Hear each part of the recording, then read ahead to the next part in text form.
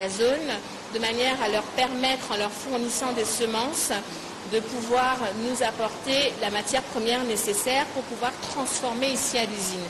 De cela, comme la pomme de terre se conserve jusqu'à 9 mois au frais, comme nous avons une grande réserve, quand c'est la saison de la pomme de terre, pendant les 4 mois de l'année, elles pourront nous ramener leur production que nous pourrons leur acheter et assurer notre capacité de production journalière. Nous avons eu un accompagnement de 100 000 $ de la Banque mondiale et nous avons dû rajouter 150 000 $.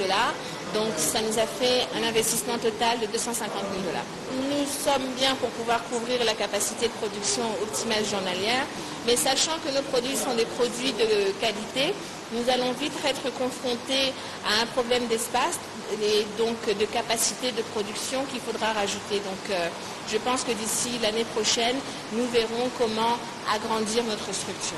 L'initiative à la base de cette usine est partie des habitudes de consommation de Jean Johnson Bapanga, directeur général de cette firme. De base, je travaillais sur un autre projet dans un concours appelé Kin Startup.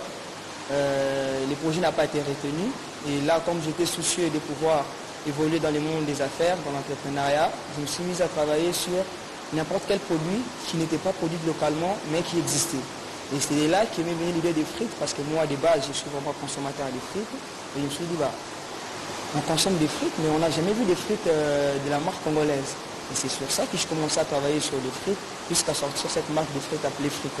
Moi, je me vois devenir la toute première marque des frites locales, être une référence sur ce qui est des frites, ou même si les gens venaient s'installer dans le futur, mais qu'on reconnaisse au moins que la toute première marque qui a existé ici au Congo, c'était la marque Frico. Et travailler avec d'autres multinationales aussi qui sont dans les affaires, avoir la marque Frico s'étendre partout en Afrique, c'est vraiment ça mon objectif effectivement. L'un de nos tout, de même que cette usine ne tourne pas à temps plein, faute d'une énergie électrique stable. À cet effet, le responsable de cette entreprise lance un SOS aux autorités pour pallier cette difficulté.